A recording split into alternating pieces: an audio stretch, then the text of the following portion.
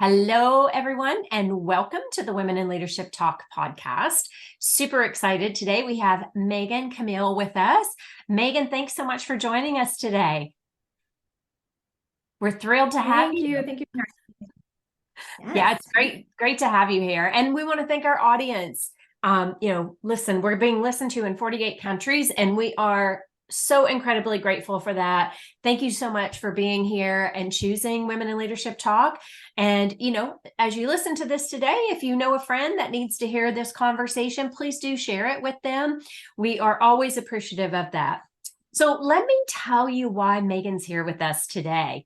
So Megan is a psychic and intuitive business consultant, and she has built this amazing career from scratch, relying solely on her intuition and her inner guidance. And I love that because I'm a firm believer in listening and tapping into that inner wisdom because we have so much of it in us.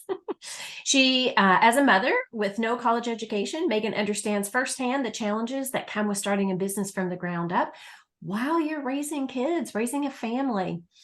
But the other reason that Megan is here with us today is to talk about something that's very serious and something that's happening all across our globe that actually isn't talked enough about. So at age 19, she was sex trafficked and prostituted. And this experience has taught her about the harsh darkness of life, but also about the light of opportunity with business. And compelled by a fire of never settling for mediocrity, Megan used her innate intuition and her psychic abilities to help her build this successful 6-7 figures that she's now living with. And so her focus is all about how do you live a life of sovereignty, joy, and abundance. And so she does embody her own principles. And today we're going to spend some time chatting with her about who she is, how she got here. She has 5 wonderful children, and I want to know all about the kids too, what ages and stages they're in. But just, she also, her focus is really about the fact that business is 80% energetics and 20% strategy. And you're speaking my language when you say that, Megan. So let's jump in. I want to hear all about you and maybe just start with your journey of, where you were and how you got to where you are. Yeah. Well, it's really a lifelong journey, and I'm still in the midst of it. And where I'll be in 5 years, I know is going to be nothing like today because every 3 to 5 years looks wildly different in my life. My entrepreneurial journey really started as a teenager. It was when I was doing intuitive readings, psychic readings. And then even if I followed that thread all the way back to being a little girl at 5, 6, 7 years old, I was extremely psychic, very tapped in and tuned in. Grateful for a family that supported that and, didn't medicate me and try to shut it down. And eventually that led me to being 15 years old, doing circles for business women and reading them and having no idea that that was like a crumb to, direct me into where my life is now, which is intuitively guiding 6, 7, and 8-figure companies and business owners. And, I was already practicing it at 15. Wow. So now that was amazing. And that was really the light side. But I also had, the shadow aspect to it of being wildly different from my peers, right? At 15 and 16 years old, really seeing other beings, other parallels, other dimensions, guides, angels, that sort of thing wasn't very relatable. And I grew up in a small, conservative, primarily white town. And oftentimes we would actually get letters in our mail that would be like, witch, get out of town. And so while I had this magical aspect, there was also this aspect that was very rejected, not only from the outside, but also personally. I just wanted to be normal as well. And so that sort of desire to be normal, accepted, and not rejected eventually led me to a relationship with a man who was in the sex industry. He was what we'd refer to as a pimp. So he was pimping and pandering. And I was in a relationship with him. And so very quickly went from this pretty peaceful, light looking life to being thrusted into the depths of the sex industry in both LA and Las Vegas. And I spent 4 years there, primarily removed from my family. I would come back a time or two, and they would do all they could to try to get me to stay. And at the end of that 4 years, I spent a good 2 years or so in recovery, in the sense of healing myself and figuring out how I belonged in society. And then I met my previous husband and the father of my first two children. And that was a beautiful bridge. That was really a bridge from my life at that time to where I am now. And it was also where I began my entrepreneurial journey. My first business was built as a brand new mom. And 10 years later, I've built 4 businesses up to multiple 6 and 7 figures, depending on the business. And Congratulations. That's awesome. got here. Yeah. Wow, that's amazing.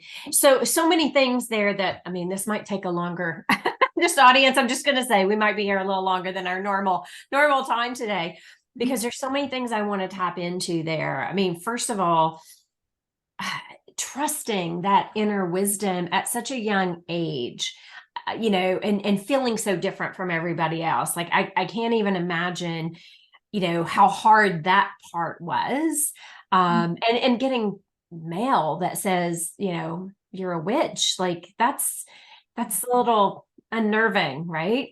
Mm-hmm. Yeah, absolutely. And, I think what for me, it has just been normal, right? Even as a child, I didn't know that was, my mom did a great job at protecting me. And like, I learned about those letters later, but I could feel this sense of, wow, I'm not quite welcome when I show up to school. Oh, Mm-hmm. the other parents don't come and connect with me the way they do with the other kids. Oh, friends that I like aren't allowed to come to my house, right? Mm-hmm. So I experienced the spiritual initiation very young in my life. So it wasn't a matter of, is this trustworthy or is it not trustworthy? Can I trust myself or can I not trust myself? It just was what was coming through. I was too young to have a label of logic and reasoning or intuition. Right, right. Well, I want to make sure we come back to this because I think this is super important. But I can imagine that feeling isolated, like especially when you're young and kids can't come to, your home for an overnight or play dates or whatever, we want to call it back then.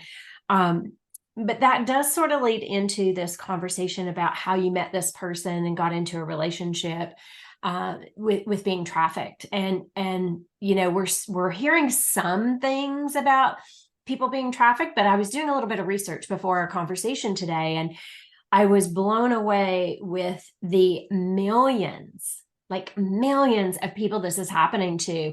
And just one stat, like, I picked up from the State Department, an estimated 27 million people in the US are trafficked, whether it be sex or human trafficked, just in the last year. Like that is almost the entire size of the country of Canada. Like that is humongous. And yet people aren't talking about it enough. So Megan, maybe share with us like how that happens, right? Like how do we find ourselves in those types of situations? Because I'm assuming it's very subtle and not even like nothing you would even be aware of. Mm-hmm. It is so subtle. And so, there's lots of groups out there and activist groups and that sort of thing. And I think it's amazing anyone who's taking any sort of initiative. And from having been in it, they're usually not all that helpful because this is not a surface or even really cultural. It only becomes cultural when it happens to lots of people. So although there is the culture piece, it starts deep, deep, deep in with the individual, right? With the individual person. So I love that there's groups out there that are doing things, and my contribution would be in a more individual sense because now what's so funny is I had that experience with that man, And then I married law enforcement. So Oh, my husband now, just the love of my life, is in law enforcement. So it's really bringing these two sides together where I've integrated both within. And the reason why sometimes this outward approach of like go take care of it out there, like how do we save people from this mhm. happening, is because it isn't anything that we can have laws against or protect against in some sort of outside fashion. I did a podcast a while back, and he said, we hear a lot of young girls say that they were taken advantage of, but did you really have a gun to your head? And that's where the abuse is so subtle that we don't get protection from the outside because there was no gun to my head. But Yeah. there was much more going on underneath the surface. And that's where the outside world, and especially, laws, they can't penetrate. They can't penetrate. If it is beyond the eyes, if it is beyond physical abuse, very little can be done. And so this really starts at an individual. And having tapped in and tuned into the energetics of it, it is a collective type of energetic, but must be uh initiated in the individual. And so, even if all of us at one time started taking care of this at a source individual level, it would probably take generations to clear Right. because I did resonate with exploitation. And we could follow that line back to my mother, back to my grandmother, back to my great great grandmother, right? Generations and generations, which is why going that direction also isn't the answer, because then Mhm. we're just going blame blame blame. Laws and activism isn't the answer because we're going out out out. The Mhm. answer is in. Mhm. So how does someone, because I mean, you and I both know, like I work with a lot of energy as well. So how do we help someone who, how do I want to ask this? Because most of the time we're not even that self-aware of the in, right? And so how can someone start paying attention to that inner message? Like you have very powerful intuitive beliefs and intuitive nature about you.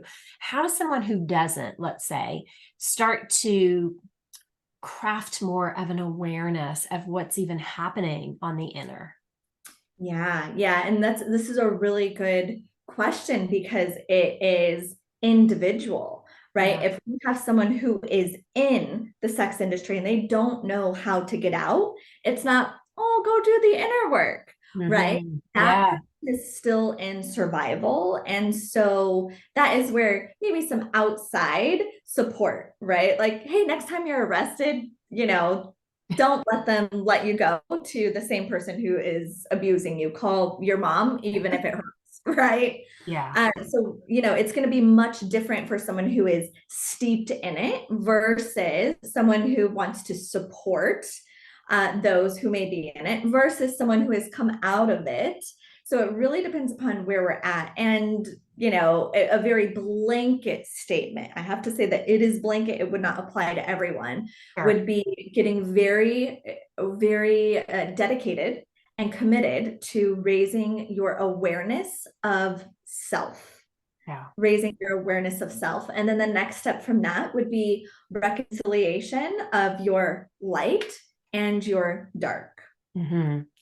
Yeah, I think that's a really important. And as I was looking at some of the stats, I had the impression that it was always really young people who were being approached or trafficked. And when I was doing this research, what I recognized is like 45% are from 18 to 24, 25 years old. And Yeah. so we're in that age range where we're trying to fit in. We're trying to figure out how to be adults, right? Scary. Um, but there's all these things that are coming at us. Like we're expected to be self-sufficient, independent. And so we become a bit of a target, and we're also very self-consumed. So I like what you were saying just now about how do we become more aware of what's even happening within us? Uh, Right. yeah. Now, as a mom of four girls, I would start this young, and that's why again it starts with within, because without that experience I wouldn't have this knowledge and I might raise my kids differently. Sure. And so some of the things that we do different is that we do talk about sex. My daughters are allowed to be fully expressed at all times. They get to ask any and all questions. They are not meant to behave and follow rules and get the approval of others. Hmm. The approval and acceptance is not our compass, right? There's someone out there who teaches the greatest thing we can do for our kids is make sure they know how to fit in with society. But if Mm. you look at our society, and you look at those numbers, right? Actually, the Yeah. thing I can do for them is for them to hear their own inner voice and see where it differs and where it aligns with the world around them, Yeah. instead of what out there should I align with. And so again, this really starts not at 18. It doesn't start at 18. It starts at a baby.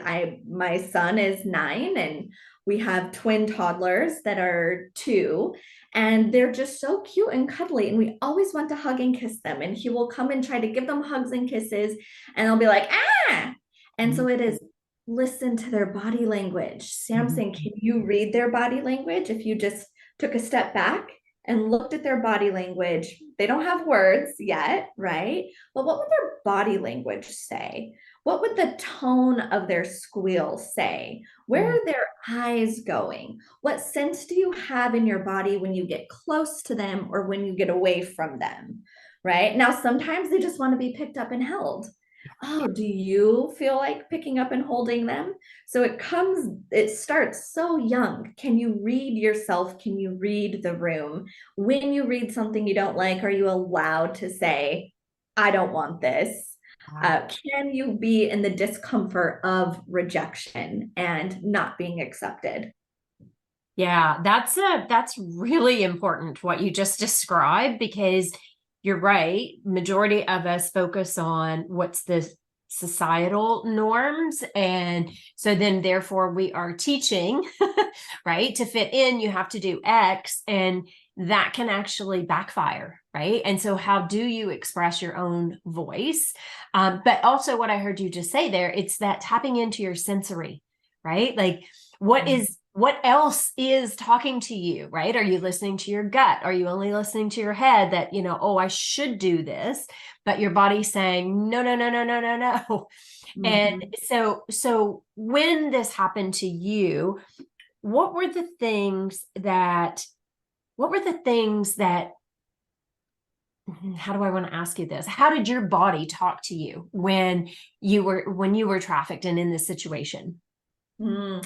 My body would recoil, but my mind would go out. Oh, Mhm. I want his love and attention. Oh, I want his acceptance, even if I can ignore what's happening in my body, Yeah. right? So multiple things were happening. And this is why intuition is relevant in all aspects, because intuitively, I knew that this wasn't uh a great person for me, that darkness was on the horizon. There was danger to come. And my mind, so this is logic, right? This is logic. My logic says it's more important. I will be safe if he accepts me. I will be safe Mhm. if he protects me.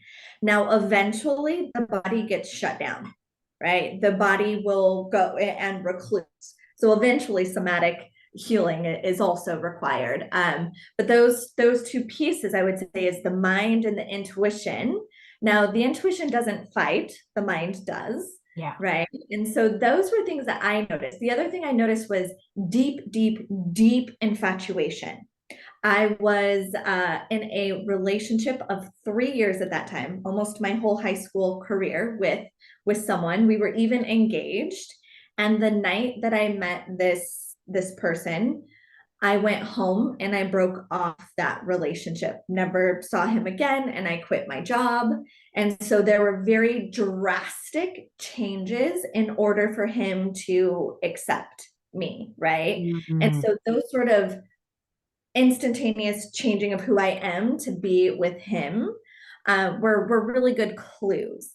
Now, at that point, it was probably too late, right? It was probably too late. The fact that I simply could shut down my body that quickly, we could follow that back again generations of how that could be, which is Survival. Yeah.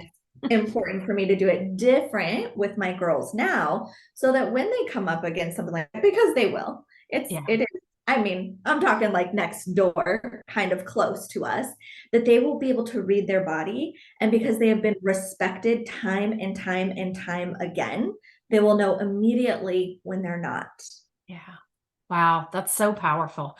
And I think that's so important that you're teaching them about how to listen to their bodies, paying attention. And even that, what you just described there, that very fast change or pivot in decisions, like we have to take that pause, right? And ask the questions, why? Why are we doing this? Why are we reacting instead of responding? So thank you. Thank you for sharing that, because I think, not an easy conversation to share, but I think it's so important, especially to all of our moms and dads that are listening, like, having those conversations with your kids. I know for myself, even my daughter's now in university, but when they were super young and her friends would come over, we would talk about this specifically, right? And paying attention if somebody is veering away from the group and their complete behavior changes, there's something going on, right? So pay attention, make sure you know what's going on with that person, because it can happen that quickly. So Yeah. let's do a little shift. So now you've made this shift. So 4 years, you've come back, however you want to describe that. So how did you then move from being sex trafficked into navigating this successful business? 5 beautiful children, very happy. You seem very, very happy. So how did you navigate that change? Because I think that resiliency is so important for people to understand, no matter what those life happenings might be. Yeah, yeah. And so, just for context of the story for the listeners, is there was a solid 4 to 5 years in there where it was a lot of healing, Yeah. right? A lot of crawling out of like the survival hole, because we're not very creative when we are surviving. And so the first couple of years I was really working on surviving. Like, can I make it through all of this, knowing what I know of the world, having the memories that I have, having the experiences that I have. So the first 2 years really was a lot of healing. And then, the back end of those 2 years was a lot of self-exploration of who am I beyond that story? Who am I beyond that experience? Who am I beyond having a record at 21 years old early in life? Who am I beyond being the wife of my first husband? Who am I beyond being a young mom?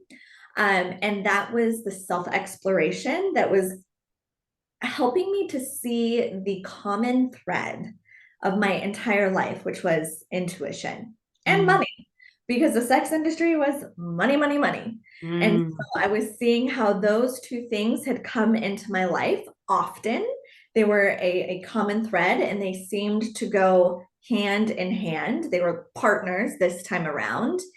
And I started going, what if I just listened to my intuition? People come to me for this, right? People pay me for this. What if I gifted myself that? What if I, listened to my own intuition and followed what it said? And so that is how my first business was born, which was a private nonprofit 501(c)(3). It was a preschool geared toward Waldorf and Montessori uh, training for little kids. and it was perfect for my first business because I was immersed in young motherhood. I mean, I had an infant and a toddler. I was still breastfeeding. And so I was really just immersed in that world. And within the first 6 months, I had a waiting list. We had made it to six figures. I had 5 teachers, and it was amazing. My then husband, who is very traditional, did give me an ultimatum of either let that go and come back to, making dinner every single night. And of course, there's more to that. We just didn't align anymore. But that was the ultimatum that I thought, oh, he'll come to his senses and realize this is amazing. This is what I love to do. And I think he thought I would come to my senses. And we did both come to our senses, which was we are better apart than together. So that was my first business. And from there, I followed the intuitive call of I love this, but I don't love the hours and my physical presence of having to be there. So what is next? And then I built my second business, and then the third, and the third and fourth are the two that are still up and running. Okay. Wow. And that's a lot to navigate because, when you are a young mother and you're trying to have a business, plus the fact that you've gone through, all this healing that's happening. So how did you find that courage or that bravery to really keep going? Yeah, oftentimes that is what is required is courage. It wasn't know-how. It wasn't a whole lot of support other than my mom, who's always been supportive. It was courage and the willingness to lose it all. Now, what I did have going for me was that I was unemployable and that I wasn't that far from not having anything. So, the first time around, I was like, well, if I lose it all, it's like just a little trip, right? And I wasn't employable. I had a record in any of the fields that I was interested in. I couldn't get a job. Right. And then the other ones that I could get a job, it was minimum wage, and I wouldn't have made anything by the time getting childcare for my kids. Of course, yeah. So, those were blessings for me. Some people would see those as curses, but for me, it was a blessing that I was unemployable. I had to find a different way. Now that first business did teach me a lot about courage, and that courage is so much more important than clarity. It's so much more important than book smarts. It's so much more important than the end result or a vision that you're working toward. It's courage that takes you from one step to another. And then after enough courage, you just have confidence, right? Now you're confident that what before would require courage no longer scares you. And so courage has developed and integrated into confidence and surety. And, but courage was absolutely the first step. Yeah. Well, and I love how you just described that because it is sort of a building block, right? And it's also a mindset shift. And so it was, from what you described there, it's moving from, this determination and survival again, right? Into, yes, I accomplished this, right? And so also trusting yourself that whole time as you're navigating these changes that, yeah, I can do this. I think that's so important. And it builds your confidence to know I can do this. That's awesome. Yeah. And trust, I would say, comes a little further down the road. And for women, I work primarily with women, they are waiting to trust themselves, and they don't trust themselves because society doesn't trust them, because their husband doesn't trust them. And so how can I possibly trust myself if these people out here don't trust me? So even trust is not where I would start with someone. It would be choosing an interpretation that serves, right? So when I realized, oh, I can't get hired, and I get to learn how to build a business or put my kids with someone else and come home with a couple dollars at the end of the month. I chose to see that as something that was serving me, that it was enough pressure for me to find a new way instead of being a victim of it. Oh my God, look at this person who abused me for 4 years and left with millions of dollars. And now I can't even get a job and I have to go get support from the state and be away from my children and blah, blah, blah. Right. That was available to me. That Sure. was available to me. And I did apply for support at the same time that I said, this is for me, not to me. This is for me. So Love choosing an that. interpretation that served me and then being courageous enough to go, if I can make it through what I've been through, I can make it through a failed business, Yeah. right? No So kidding. yeah, Wow. both of those is what got me started. Yeah, I love, love, love what you said there. It's not happening to me, it's happening for me. And that's a very important distinction between the two. Mhm. So Megan, thank you. Like seriously, thank you so much for sharing your story. I am cognizant of our time. And before we just wrap up here, like what would be maybe two things you'd want to share with our audience today that they can walk away with and start to implement or even just to think about? What would you want to share? Yeah, the first one would be tapping into your intuition that all of the universes, the worlds, the cosmic answers are available to all of us at all times. And the language, so between me and all of consciousness, all of source consciousness, the conversation is in the language of intuition. So anything and everything you could ever imagine wanting the answer to or the knowledge of can be delivered to you through your intuition. So beginning to work that muscle would be the first step. And how you work it is you follow it. So when you get an intuitive nudge, you do it. You don't go, oh, I wonder if that's right. Oh, probably, maybe, I don't know. You follow it when everyone else is like, that's a bad idea. I don't know, that's a bad idea. Oh, maybe you shouldn't. Maybe you should. I don't know. Would be, intuition would be number one. And then number two would be not to wait for others' approval on what you've got on your heart and mind. Had I waited for my first husband's approval and acceptance, I may not be where I am today. And then my current husband would probably not be retired. Right. So the fact that I could go, oh, I understand this doesn't make sense. It doesn't make sense. And yet, intuitively, I'm being led. So not waiting for others to hold your same vision for you to take action. Love it. Wow. Those are two super powerful ways for us to wrap up this conversation today, and love that. And if you trust trust yourself, trust that intuition. I'm so with you because it can lead you just exactly where you're meant to be. Yeah. Beautiful. So Megan, just one last thing. Where can people find you? You can find me at megancamille.com. I'm also on Instagram at the Megan Camille, and I'm on Facebook, same name. So would love to see you in any of those places. Awesome. Awesome. So if you have questions after you've listened to this episode, do reach out to Megan. I'm sure that, she'll get back to you on, how she works. But I think this has been super powerful. And like I said earlier, please, if you know someone who's struggling or finding themselves in that situation, share this episode with them so they can actually hear the importance of tapping into your intuition. And if you're curious about your leadership, go on the willempowered.com website. That's 1L, willempowered.com, and take our free leadership quiz. It'll give you some insight as to how you're showing up, how confident you are as a leader being how you lead your life. So check that out at willempowered.com. And Megan, thank you again. I'm so grateful for you being here today and being so vulnerable and sharing your story. It means a lot. And, even just the conversation you shared about how to start at a very young age with your kids. I think that is so important, really helping them be in tuned and being able to express their voice.